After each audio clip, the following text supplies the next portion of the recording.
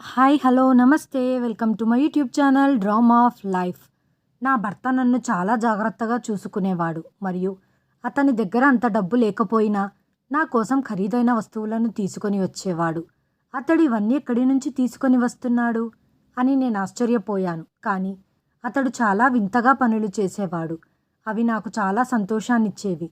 అతడు నాకు ఇష్టమైన వస్తువులు మరియు ఆహారాన్ని తెచ్చి ఇచ్చేవాడు. అయితే రాత్రి కాగానే మరొక గదిలోకి వెళ్ళి పడుకుండేవాడు. అతడు నా గురించి అంత శ్రద్ధ తీసుకుంటుంటే నేను ఆశ్చర్యపోతున్నాను. అతడు నా కోసం చాలా మంచి వస్తువులను తీసుకొని వచ్చేవాడు. కానీ అతడు నాతో మాట్లాడటానికి ఎందుకు ఆసక్తి చూపడు? నా దగ్గర ఎందుకు కూర్చోడు? నా మాటలు ఎందుకు వినడు? నా పట్ల అతని వైఖరి సాధారణంగా లేదు అన్న విషయం కనుక్కోవడానికి నేను ముందు రోజు రాత్రి తన గదిలో దాక్కున్నాను. ఎందుకంటే అతడు గదిలోకి వస్తే నాకు తెలుస్తుంది ఇంతకీ ఆ గదిలో ఏముంది, అక్కడ ఎందుకు వెళ్తున్నాడు, అతడు నా దగ్గర ఎందుకు కూర్చోడు అని. కొంతసేపటికి గదిలోకి వచ్చిన నా భర్త ప్రవర్తన చూసి నా ఒంట్లో వణుకు పుట్టింది. ఎందుకంటే నా పేరు అనుపమ. నేను చాలా అందంగా ఉండేదాన్ని. మా వదిన నా అందాన్ని చూసి కుళ్ళుకునేది. ఆమె ఇలా చెప్పేది, ఏదో ఒకరోజు నీ అందమంతా మట్టిలో కలిసిపోతుంది అని అనటంతో, దేవుడంటే కొంచెం భయపడండి వదిన, నేను నీకు చేసిన అపకారం ఏంటి అని అడిగాను. మా అమ్మ బ్రతికే ఉంది, మా నాన్న ఈ లోకంలో లేడు. కానీ మా అమ్మ ఉన్నంతకాలం మా ఇంట్లో ఆర్డర్లు వేస్తూ సంతోషంగా ఉండేదాన్ని. మా అన్న కూడా నన్ను ద్వేషించేవాడు. నువ్వు నా భార్యతో పోటీ పడవద్దు అని చెప్పేవాడు. అప్పుడు నేను కూడా కొంచెం గర్వంగా ఉండేదాన్ని. ఎందుకంటే నాతో తప్పుగా ఎవరు మాట్లాడినా నేను సహించలేకపోయేదాన్ని. ఇప్పుడు వదిన అమ్మకు సమయానికి భోజనం కూడా పెట్టకుండగా మా అమ్మకు చద్దన్నం పెట్టినప్పుడు నాకు చాలా కోపం వచ్చింది. ఒకరోజు ఆమె నా తల్లి ముందు పాడైపోయిన ఆహారాన్ని ఉంచింది. అప్పటికే నా తల్లి షుగర్ వ్యాధితో బాధపడుతుంది. వదిన, అమ్మకు ముందు నుంచి ఆరోగ్యం బాగోలేదని మీకు తెలియదా? మా అమ్మకు పాడైపోయిన అన్నం పెట్టి చంపాలనుకుంటున్నారా అనటంతో ఈ విషయంలో మా వదిన మరియు ఆడపడుచుల మధ్య చాలా పెద్ద గొడవే జరిగింది. అప్పుడు నా సోదరుడు తన భార్యకే మద్దతు ఇచ్చాడు మరియు ఏదో ఒకరోజు నీకు బుద్ధి చెప్పి నిన్ను బాణంలా సరిచేస్తాను. నువ్వు చిన్నదానివి, నీ పనేంటి? నీకన్నా పెద్దదైన వదినతో ఇలా మాట్లాడుతావా? ఇక్కడ విషయం అన్నది చిన్న పెద్ద కాదు అన్నయ్య. ఏదైనా తప్పు చేస్తే నేను ఖచ్చితంగా చెబుతాను. ఆ రోజు రాత్రి అమ్మ ఆరోగ్యం బాగా క్షీణించింది.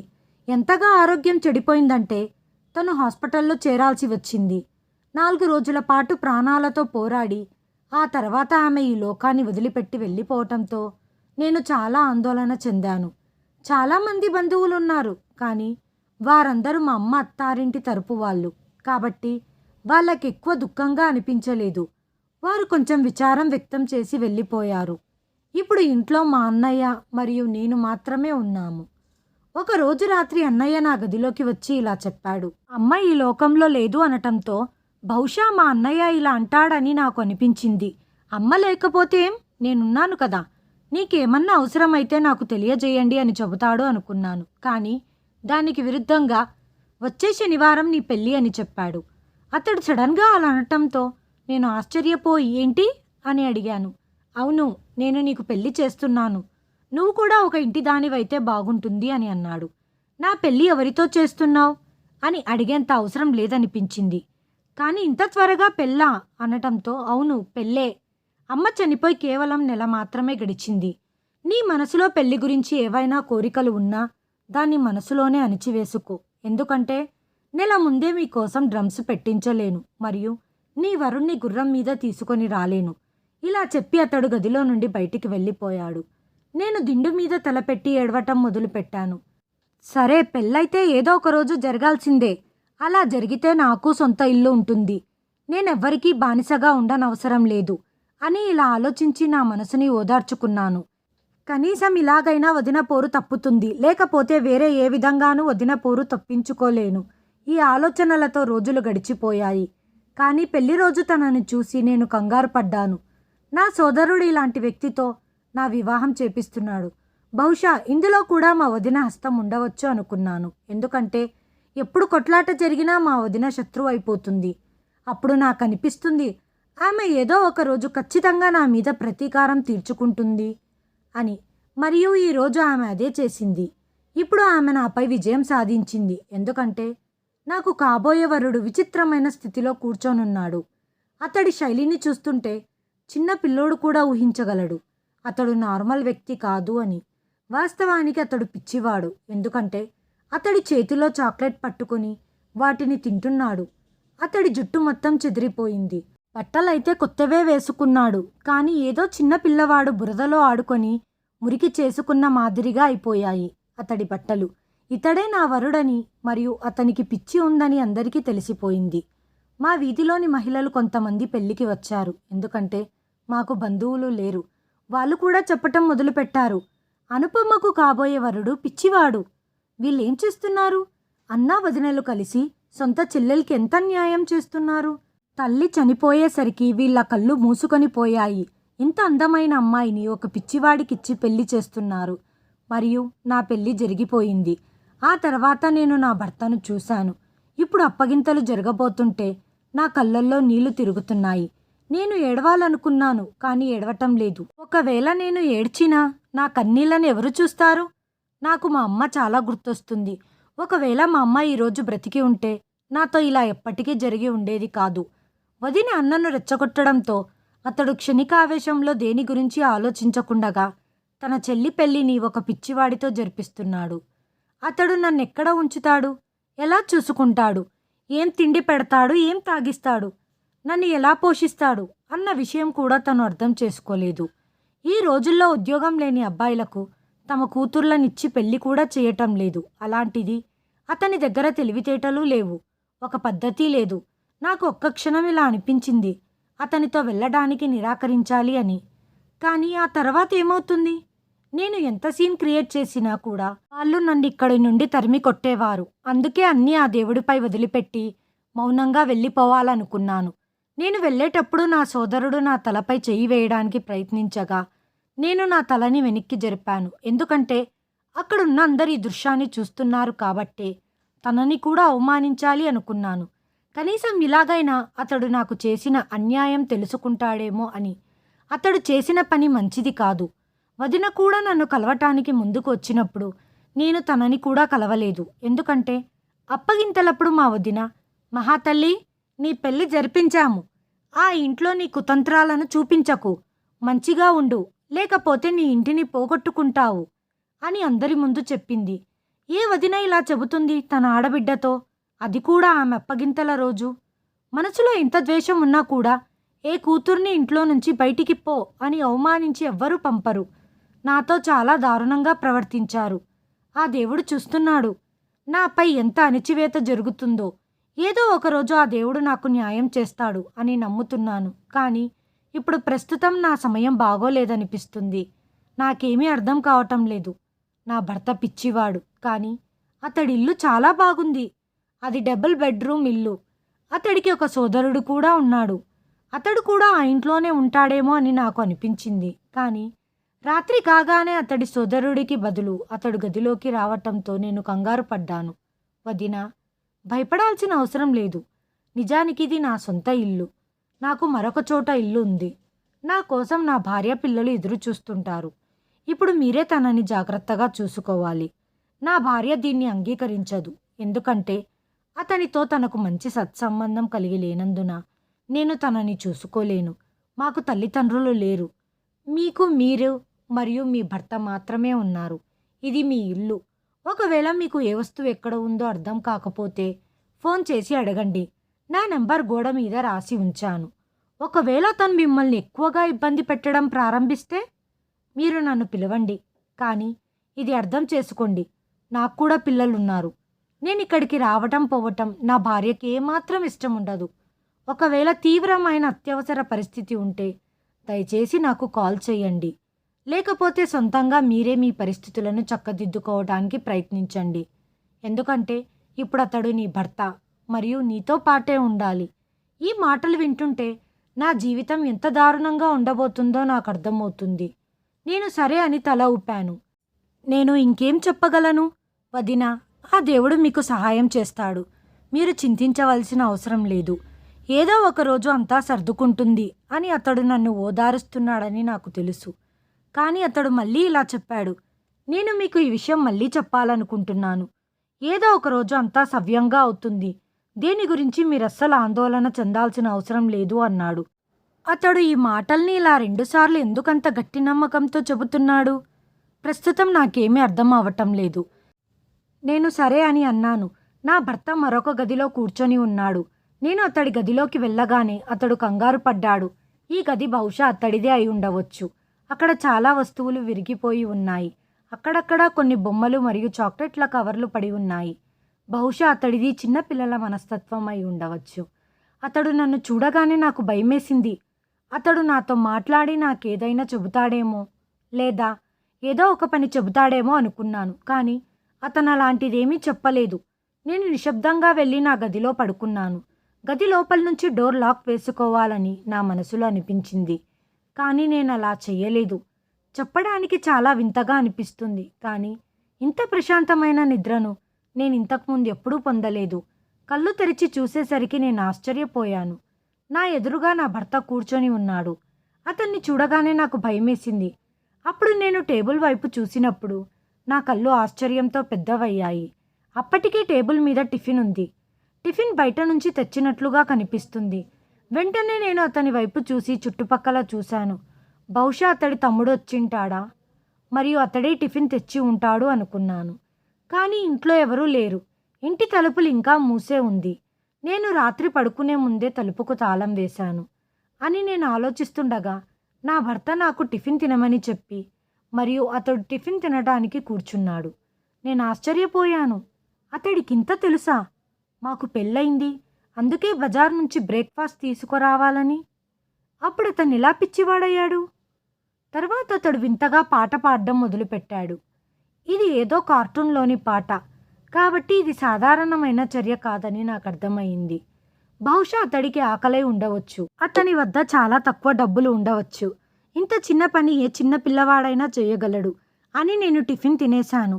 దాని తర్వాత నేను ఇంటిని శుభ్రం చేయటం మొదలుపెట్టాను. కానీ ఈ మాట అడగటం మర్చిపోయాను.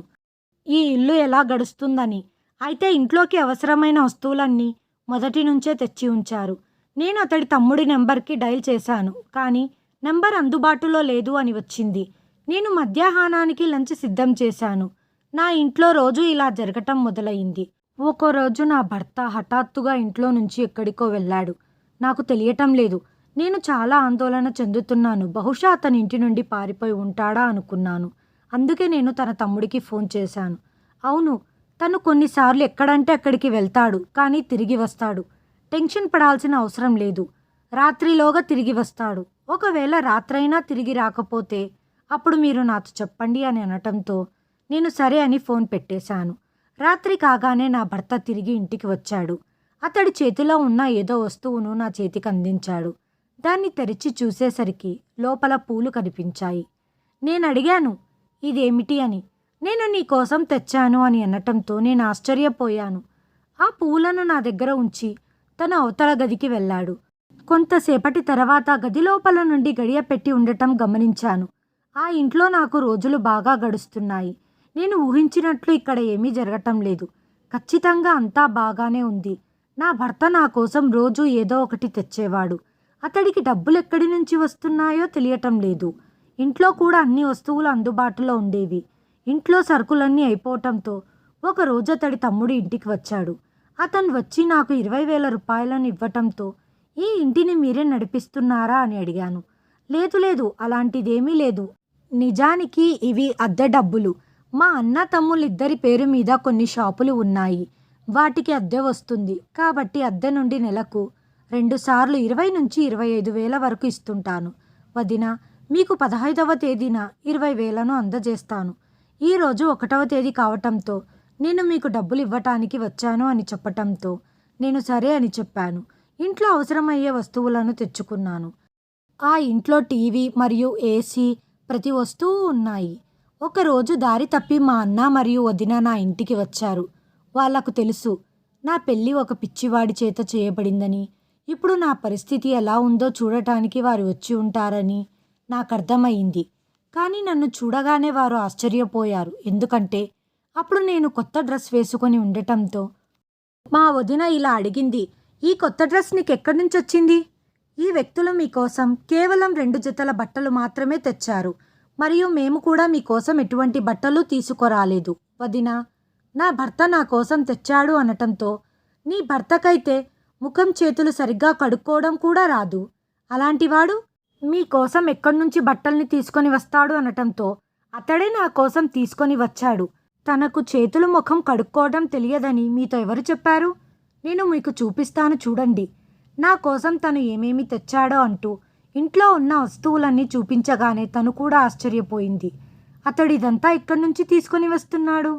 ఎక్కడి నుంచో దొంగతనం చేసి తీసుకురావట్లేదు కదా. వదినా, ఖచ్చితంగా ఈ వస్తువులన్నీ కొత్తవే.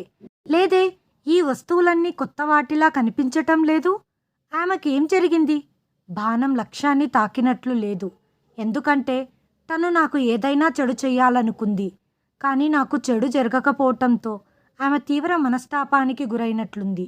నేను కూడా గర్వంగా తలెత్తి ఇంట్లోని వస్తువులన్నీ చూపించాను. మరియు నేను చాలా సంతోషంగా ఉన్నాను. మా వదిన ఇలా అంది. బహుశా మేము తొందరపడి నీ పెళ్లి విషయంలో నిర్ణయం తీసుకున్నాము. కానీ నువ్వు మాత్రం చాలా సంతోషంగా ఉన్నావు. నేను మా అన్నతో కూడా చెప్పాను. అన్నయ్య, మీరేమి తొందరపాటు నిర్ణయం తీసుకోలేదు. నేను ఇక్కడ చాలా సంతోషంగా ఆనందంగా ఉన్నాను. నాకు ఏ సమస్య లేదు. నాకు ఈ ఇంట్లో ఏ వస్తువు కొరత కూడా లేదు. మనము పేదవాళ్ళం. మన లాంటి వాళ్ళకి పేద ఇంటి వాళ్ళతోనే పెళ్లి జరుగుతుంది. కానీ నా విషయంలో వేరే జరిగింది. వీళ్ళు బాగా ఉన్నవాళ్ళు, మంచివాళ్ళు. ఈ ఇంట్లో ఏసీ కూడా ఉంది. ఇక్కడ వేడి కూడా ఉండదు. ఏసీ వేసుకొని ప్రశాంతంగా నిద్రపోవచ్చు. నా మాటలు వింటుంటే మా వదిన ముఖం వెలవెలపోయింది. నాకు తెలుసు, ఇప్పుడు ఇంటికి వెళ్ళగానే మా వదిన అన్నతో గొడవ పెట్టుకుంటుంది. ఇది మంచి విషయం. నా సంతోషాన్ని చూసి వాళ్ళు ఇంటికి వెళ్ళగానే ఒకరి మీద ఒకరు అరుచుకుంటూ తిట్టుకుంటూ ఉంటారు. ఇది వాళ్లకు ఒక భరించలేని శిక్ష. నా భర్త నాతో మాట్లాడేవాడు కాదు. అయినా నన్ను బాగా చూసుకుంటాడు. నాకు కావాల్సిన వస్తువులన్నీ తెచ్చిపెడతాడు. ఒకరోజు ఇంట్లో నడుస్తూ ఉంటే నా కాలికి ఏదో తగిలి గాయమయ్యింది. ఆయన వెంటనే నా కాలికి కట్టుకట్టారు. కానీ రాత్రైన వెంటనే వేరే గదిలోకి వెళ్ళి గొల్లెం పెట్టుకునేవాడు. నేను చాలా బాధపడేదాన్ని. ఈయన ఎందుకు రోజిలా చేస్తున్నాడు? ఇది ఏ రకమైన సమస్య అర్థం కావటం లేదు. నేను ఆయనతో మాట్లాడాలి అని అనుకున్నాను. ఆయన ఎందుకు ఇలా చేస్తున్నారు అని అడుగుదామనుకున్నాను. నేను చాలా పుస్తకాలలో, సినిమాలలో చూశాను. ఒక వ్యక్తితో ప్రేమగా ఉండటం వల్ల ఆ వ్యక్తికున్న జబ్బు నయమైపోతుంది అని. అదేవిధంగా ఆయనకున్న సమస్య తగ్గిపోయినట్లయితే ఈ ప్రపంచంలోనే ఇతను ఒక మంచి భర్తగా ఉంటాడు. ఎందుకంటే ఆయన చాలా హ్యాండ్సమ్గా ఉంటాడు, యుక్త వయస్కుడు. డబ్బులకేం కుదవలేదు. ఈ ఇల్లు కూడా ఆయనదే. ఈ వస్తువులన్నీ కూడా ఆయనవే. నేను అనుకున్నట్లు జరిగితే నా జీవితం ఎంతో సుఖ సంతోషాలతో ఉంటుంది. కానీ ఆయన నాతో అస్సలు మాట్లాడరు. నా స్నేహితురాలు ఒకరు మెంటల్ డాక్టర్గా ఉన్నారు. తను ఒకసారి చెప్పింది, ఇలాంటి పరిస్థితుల్లో ఉన్న వాళ్ళకి ప్రేమ, అభిమానాలు అవసరం ఉంటాయి. వాటిని చూపించటం వల్ల వాళ్ళు సామాన్యమైన వాళ్ళుగా మారగలరు అని. కానీ ఈ విషయంలో దానికి విరుద్ధంగా జరిగింది. నాకు రాను రాను సమస్య అర్థమవుతుంది. సమస్య ఎక్కడ ఉంది అంటే అది ఆ గదితో ముడిపడి ఉంది. ఎందుకంటే నా భర్త ఎల్లప్పుడూ ఆ గదిలోనే ఎక్కువ సమయాన్ని గడుపుతుంటాడు. ఇంతగా ఆ గదిలో ఏముంది? ఆయన అక్కడేం చేస్తుంటారు? అది కనిపెట్టాలనుకున్నాను. నేను ఆ గదిలోకి వెళ్ళి చూశాను. కానీ అక్కడ ఏమీ లేదు. మా వదిన అందరితో చెప్పుకుంటుంది, నా ఆడబిడ్డకి ఒక పిచ్చివాడితో పెళ్లి జరిగింది. కానీ తన పరిస్థితి చాలా బాగుంది. తను చాలా ఆనందంగా ఉంటుంది అని చెప్పుకుంటుంది. ఈ విషయం నా దాకా కూడా వచ్చేసింది. ఇప్పుడు నేను చాలా సంతోషంగా ఉన్నాను. ఇంటికి యజమానిని నేనే. ఇక్కడంతా నేను చెప్పినట్లే జరుగుతుంది. నాకు దేని కొరత లేదు. డబ్బులు కూడా పుష్కలంగా ఉన్నాయి. నా భర్త కూడా నన్ను బానే చూసుకుంటున్నారు. రోజూ ఏదో ఒక వస్తువును తీసుకొని వస్తూ ఉంటారు. ఆయన రోజు ఎక్కడికి వెళ్తారో నాకు తెలియదు. ఒకరోజు ఆయన ఎక్కడికి వెళ్తున్నారో అని ఆయన వెనకాల నేను కొంత దూరం అనుసరించాను. కానీ ఆయన ఉన్నట్టుండి మాయమైపోయారు. నేను అప్పటికే చాలా దూరం వెళ్ళిపోయాను. నాకు దారులు కూడా సరిగ్గా తెలియదు. ఆయన నా కళ్ళ ముందు ఉన్నట్టుండి ఎటు వెళ్ళిపోయారో. ఆయనకు దారులన్నీ బాగా తెలిసినట్లు ఉంది. నేను ఎక్కడ దారి తప్పుతానో అని అనుకొని ఇంటికి తిరిగి వచ్చేశాను. బహుశా ఆయన పిల్లలతో ఆడుకోవటానికి వెళ్ళి ఉంటాడు. ఆయన దగ్గర ఆడుకునే వస్తువులు చాలా ఉన్నాయి. అందుకే ఆయన ఎక్కడికి వెళ్ళాడు అని దాని మీద నేను ఎక్కువగా ఆలోచించలేదు. కానీ ఆయన గదిలో ఏం చేస్తుంటారు? అది తెలుసుకోవాలని తపన నాలో ఎక్కువైంది. ఆయన ఉదయాన్నే రూమ్కి తాళం వేసి వెళ్ళిపోతుంటారు. ఒకరోజు నేను ఆ తాళాన్ని మాయం చేసి దాచిపెట్టాను. ఆయన అటు ఇటు చూసి వెతికి చివరికి గొల్లం పెట్టి వెళ్ళిపోయారు. నా ప్లాన్ ఏంటంటే నేను ముందే వెళ్ళి ఆ గదిలో దాక్కొని ఉంటే ఆయన వచ్చిన తర్వాత ఏం చేస్తారు అది గమనించాలి అని అనుకున్నాను. ఆయన ఎప్పుడు ఇంటికి వచ్చినా గానీ ముందు నన్ను వెతికేవాడు.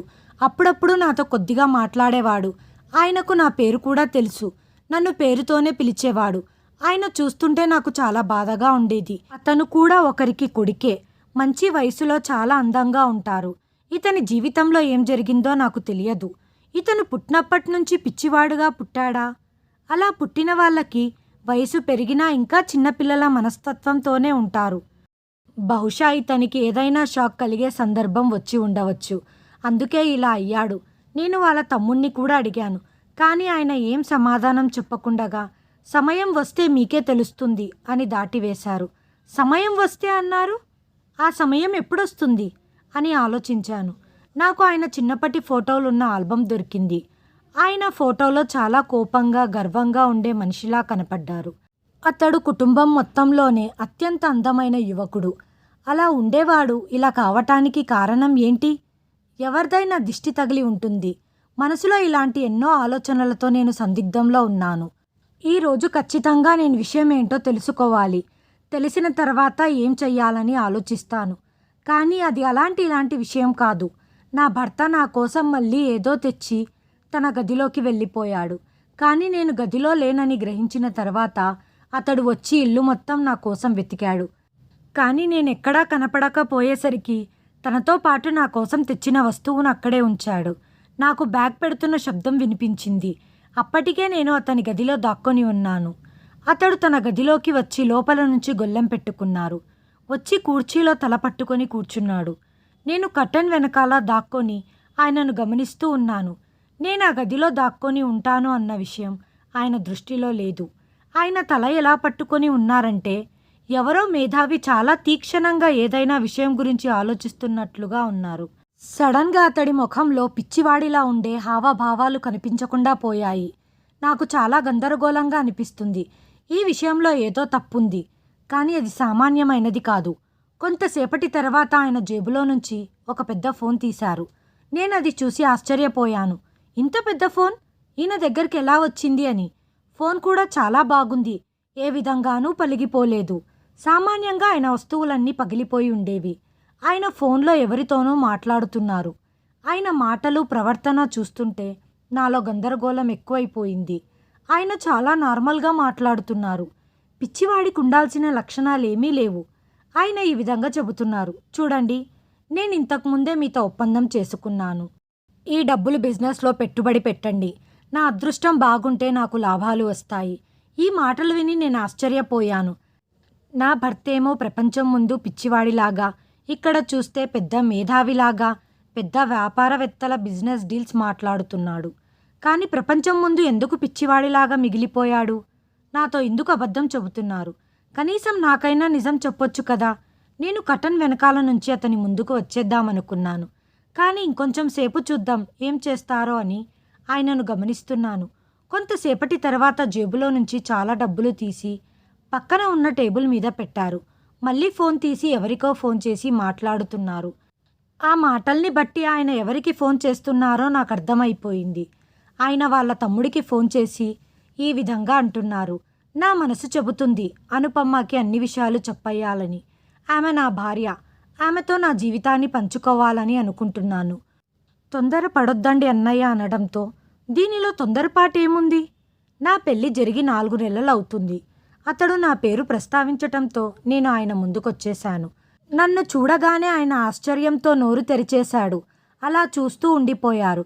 ఫోన్ని ఒక పక్కకు పెట్టేశారు. నేను అన్నాను, ఏంటి ఇదంతా? ప్రపంచం ముందు పిచ్చివాడిలాగా ఎందుకు మారారు? ఇక్కడ మాత్రం నార్మల్గా ఉంటున్నారు. నేనన్నీ విన్నాను. దీనికి కారణం ఏంటి నాకు తెలియాలి అనటంతో, చూడు, నేను నీకు ఈరోజు రేపట్లో ఈ నిజం చెప్పాలి అనుకున్నాను. ఈలోపు ఇదంతా జరిగింది. నాకిప్పుడే నిజం తెలియాలి, చెప్పండి అని ఏడ్చేశాను. అనుపమ్మ, ఎందుకు ఏడుస్తున్నావు? ఏడవద్దు. నాకు తెలియదు ఎందుకు ఏడుస్తున్నానో. నా మనసుకు చాలా బాధగా ఉంది. నా కంటి నుండి నీరు కారిపోతుంది. నాకిప్పటికైనా నిజం చెప్పండి అన్నాను. ఆయన చెప్పిన విషయం విని ఆశ్చర్యపోయాను. నేను ఈ వీధి మొత్తంలోనే అత్యంత తెలివైన విద్యావంతుడిని. మంచి తెలివితేటలు కలిగిన వ్యక్తిని. నాకు మంచి ఉద్యోగం కూడా వచ్చింది. ఇప్పటికీ నేను ఆ ఉద్యోగం చేస్తూ ఉన్నాను. కానీ రాత్రంతా కూర్చొని ఆన్‌లైన్‌లో కూడా ఉద్యోగాన్ని నిర్వహిస్తున్నాను. మరిప్పుడెందుకు ప్రపంచం ముందు పిచ్చివాడిలాగా తిరుగుతున్నావు అని అడిగాగా, నాకు కొంతమంది స్నేహితులున్నారు. కానీ వారు వేరే రకమైన వ్యక్తులని నాకు తెలియదు. ఒకరోజు అందరం కలిసి టూర్‌కి వెళ్ళాము. అక్కడ మా మధ్య ఒక చిన్న గొడవ జరిగింది. ఆ గొడవల్లో మా చేతిలో ఒక వ్యక్తి చనిపోయాడు. మా స్నేహితులందరూ అక్కడి నుంచి పారిపోయారు. నేను మాత్రం అతన్ని కాపాడాలనే ఉద్దేశంతో అక్కడే ఉండిపోయాను. కానీ అతడు ఈ లోకాన్ని విడిచిపెట్టి వెళ్ళాడు. వాళ్ళంతా నన్ను ఇరికించి మొత్తం నిందను నాపై మోపారు. ఒకవేళ నేను పిచ్చివాడిగా నటించకపోయి ఉంటే నాకు పెద్ద శిక్ష పడి ఉండేది. నా జీవితం మొత్తం జైల్లో గడపాల్సి వచ్చేది. అప్పుడు నన్ను పోలీసులు తీసుకొని వెళ్లారు. ఇప్పుడు కూడా వాళ్ళు ఈ ప్రాంతంలోనే నివసిస్తున్నారు. నా వల్ల వాళ్ళ కుటుంబానికి తీరని నష్టం కలిగిందని భావిస్తున్నాను. దీని కారణంగానే నేను పిచ్చివాడిలా నటించవలసి వచ్చింది. అతి త్వరలోనే వాళ్ళు ఈ ఊరి నుంచి వెళ్ళబోతున్నారు. వాళ్ళు వాళ్లకు సంబంధించిన ఆస్తిపాస్తులు, ఇంటిని కూడా అమ్మేశారు. నెల రోజులలోపు వాళ్ళు ఈ ఊరు నుంచి వెళ్ళిపోబోతున్నారు. వాళ్ళు వెళ్ళిన తర్వాత నాకు నచ్చినట్లు నేనుండవచ్చు. వాళ్ళు వెళ్ళిపోయిన తర్వాత నీకు విషయం మొత్తం చెబుదాము అని అనుకున్నాను. కానీ ఈలోపే ఇలా జరిగింది.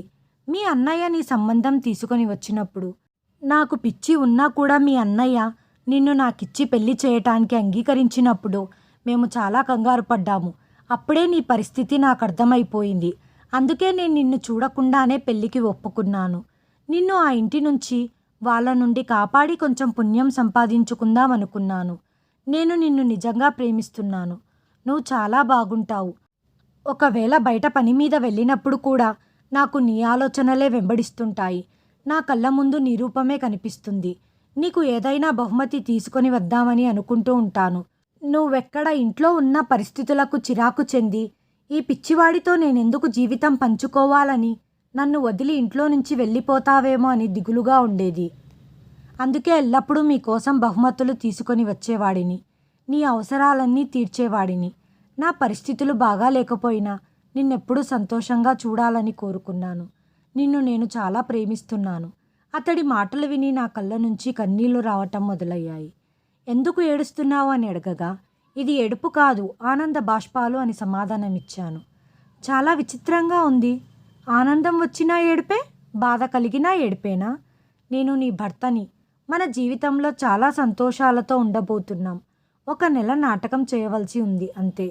దీని తర్వాత అంతా మామూలుగా ఉంటుంది. నేనన్నాను, నాకేమి ఇబ్బంది లేదు.